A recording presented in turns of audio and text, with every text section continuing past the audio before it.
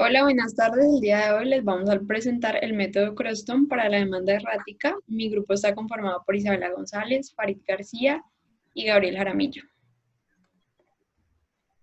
El método Croston es una estrategia de pronósticos para productos con demanda intermitente. Esto es igual a la demanda errática, el cual ha demostrado ser hasta la fecha una muy buena alternativa y la más acertada, comparándolo con los métodos tradicionales que ya hemos visto, donde utiliza dos estimadores distintos e insesgados, uno para el intervalo entre demandas y otro para el tamaño de las mismas. Además, otras investigaciones se centran en deducir factores de corrección para el sesgo producido por los métodos tradicionales, como lo hemos visto como son medias móviles y alisado exponencial. Estos cuando se utilizan para prever demanda errática.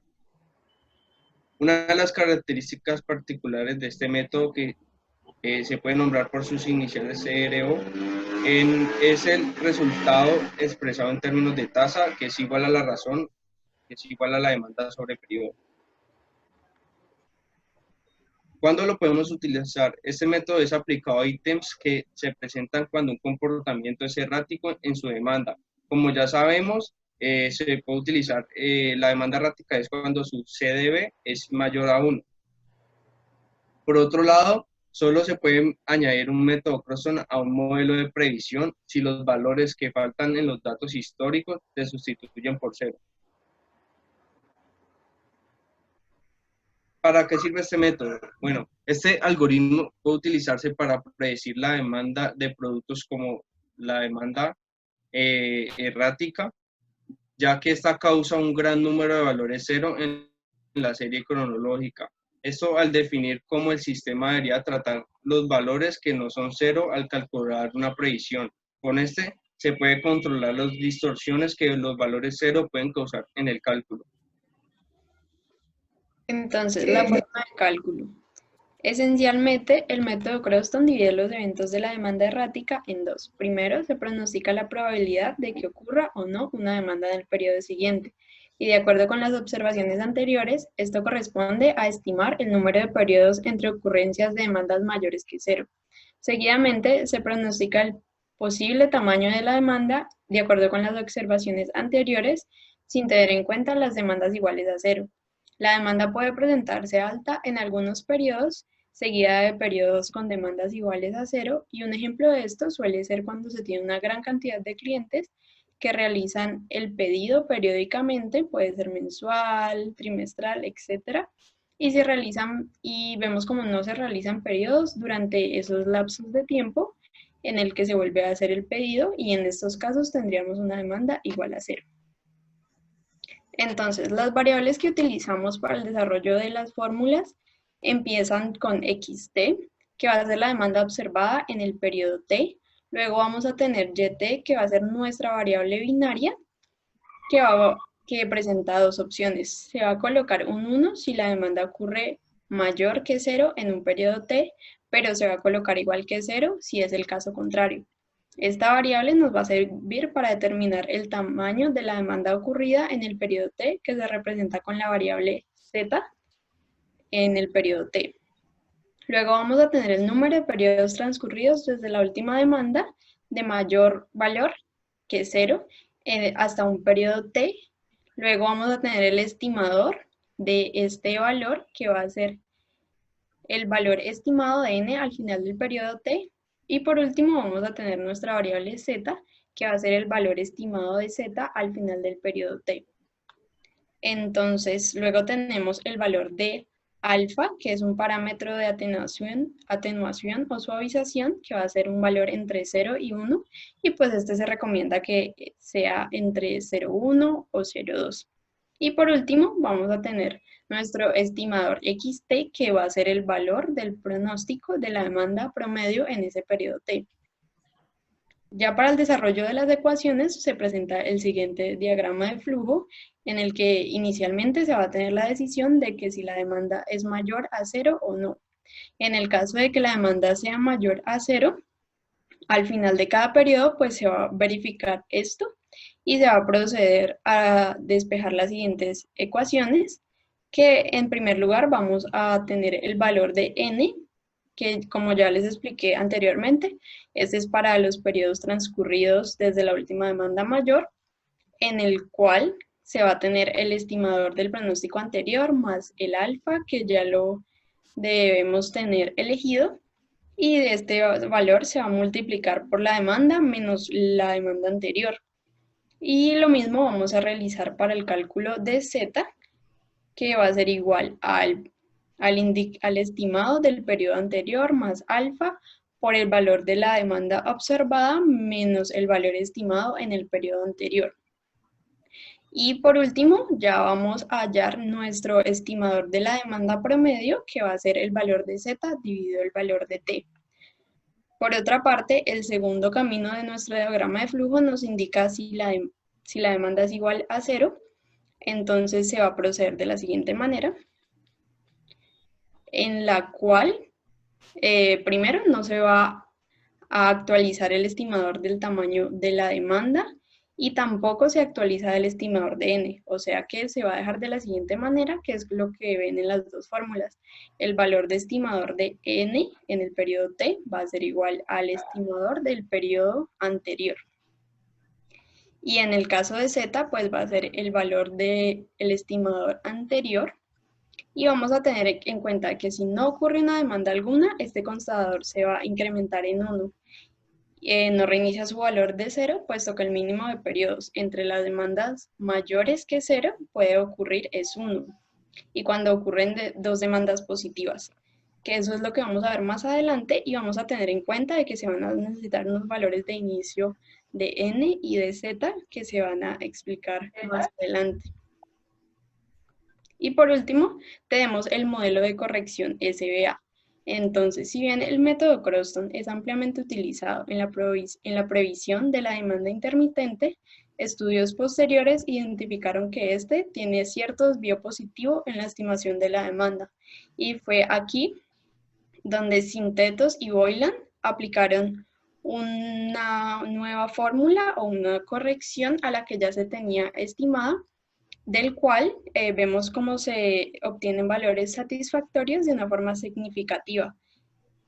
Y es la fórmula que vemos en la pantalla, que el valor de la estimación de x va a ser igual a 1 menos alfa sobre 2 menos alfa. Y es el valor de z estimada sobre el valor de n. Y pues aquí ya vamos a tener una corrección más acertada del factor de la demanda errática. Bueno, a continuación vamos a hablarles de algunas ventajas y desventajas del método Croston. Primero, es un método imparcial, mientras que el pronóstico de suavización exponencial simple no lo es. Por otra parte, tiene menor varianza que el método de suavización exponencial simple. También tiene un desvío positivo en la estimación de la demanda. El resultado expresado en términos de tasa prevista de demanda intermitente también lo tiene como una ventaja. Esto se debe a que el método Croston es un resultado expresado en términos de tasa prevista entre la razón de la demanda del periodo, como fue explicado anteriormente. Por otra parte, utiliza como base la atenuación exponencial simple, separando la serie de tiempo en dos partes. Croston fue uno de los primeros autores en mostrar que el uso de los métodos clásicos de atenuación exponencial generaba desvíos importantes en la previsión de demandas intermitentes. El método Croston utiliza la base de atenuación exponencial simple, separando la serie de tiempo en dos partes. La primera, una serie de valores positivos de la demanda, y la segunda, los tiempos entre demandas consecutivas no nulas. Ahora las desventajas. La demanda errática no percibe bien los patrones predictivos que se dan en los pronósticos. También cuenta con una obsolescencia en la predicción de la demanda intermitente. ¿Esto qué quiere decir? En algunos estudios posteriores a las modificaciones que se hicieron en el método Croston original, una de las propuestas más interesantes fue el aspecto de la obsolescencia de la previsión de la demanda intermitente.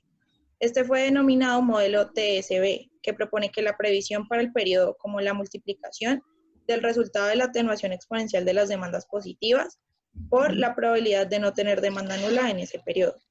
Por otra parte, el método modificado SBA, que es el de Sintetos y Boylan, es mejor que el método original. Bueno, ahora vamos con el caso ilustrativo, en donde pues tenemos la empresa cosmética SkinSas, que ha lanzado un nuevo producto al mercado, y este nuevo cosmético ha presentado una demanda errática. Y se desea evaluar qué método de pronóstico es más acertado para implementarlo en un futuro. Para ello se empezará a pronosticar a partir de la semana 20 y posteriormente será una comparación del pronóstico con la demanda real, para así calcular el error menor y escoger el mejor método de pronóstico para este tipo de demanda. Acá a mano derecha vemos los datos, los periodos en semanas y la demanda. Ya vamos a ver pues en el Excel los cálculos que vamos a hacer. Lo primero que se debe hacer pues es ver si, pues, si efectivamente esto es una demanda errática. Entonces se calcula el CBD, donde en este caso solamente vamos a tener en cuenta los 20 primeros periodos, porque pues vamos a evaluar cómo se comporta la demanda, el pronóstico hasta el periodo 50. Entonces, como podemos ver, el CBD es mayor a 1, entonces pues es una demanda errática y la gráfica también lo evidencia. Los primeros cálculos que vamos a hacer es crear un contador 1 y un contador 2, donde el contador 1 lo que hace es contar el número de periodos en el que la demanda es igual a 0. Y este se reinicia cuando hay un valor en la demanda mayor a 0. Entonces, pues acá lo podemos ver, que cada vez que hay un valor en la demanda mayor a 0, el contador se reinicia a 1. El segundo contador lo que hace es contar el número de periodos que transcurren entre una demanda mayor a 0 y la otra demanda mayor a 0. Y como podemos ver acá, él va contando en los periodos donde no hay demanda, pues se coloca el número 0, y en los periodos donde sí hay demanda, el contador contaría el número de periodos que pasó entre demanda y demanda mayor a 0 en cada uno. Bueno, después de esto, procedemos a calcular el NT y el ZT, en donde el NT es el promedio del contador 2 sin contar los valores 0. Entonces lo que se hace acá es hacer un promedio sí, en donde solamente me va a promediar los valores mayores a 0. En el ZT es un promedio de la demanda, pero solamente las demandas que sean mayores a 0. Entonces se hace lo mismo, un promedio sí, donde promediaría solamente los valores sin contar los ceros. Después de esto, pues se aplicaría la fórmula del X, que es ZT sobre NT, y ahí tendríamos el valor del pronóstico. Y a partir de acá, se emplean estas fórmulas de NT y ZT para calcular los NT y ZT de los siguientes periodos. Pero en el caso en donde la demanda sea 0, el NT va a ser igual que el NT anterior y el ZT va a ser igual que el ZT anterior. Entonces lo que se hace acá es crear la fórmula con un condicional, en donde si la demanda del periodo es igual a 0, lo que yo hago es tomar el mismo NT del periodo anterior, y si no lo es, pues aplico la fórmula del NT. Algo similar pasaría con el ZT, en donde pues si la demanda del periodo es igual a 0, yo tomaría el valor anterior, y si no lo es, pues haría el cálculo del ZT como debe ser. Bueno, acá continuamos con los contadores. Este contador se hace exactamente como se hace el contador 1, y después hacemos el pronóstico, que sería dividir el ZT sobre el NT para cada periodo. Esta toma los valores anteriores, pues porque de acuerdo a los valores anteriores es que se hace el pronóstico del siguiente periodo. Ya una vez calculado todos los pronósticos, calculamos el error, que sería el valor real sobre menos el pronóstico, y se haría lo mismo para cada pronóstico que se hizo.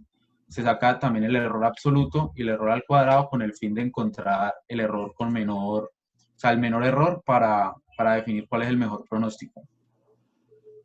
Bueno, después de esto, pues calculamos en este caso el MAT y el ESM, que pues son los errores, y ya una vez acá están los errores que dan usando los diferentes métodos de pronóstico, que en este caso promedio móvil, suavización exponencial simple y suavización exponencial doble. Y pues como podemos ver, el menor error, pues lo da el método Croston con su alfa óptimo. que pues en este caso ya lo habíamos evaluado con el alfa óptimo, que es 0,01. Y pues ya eso sería todo y muchas gracias.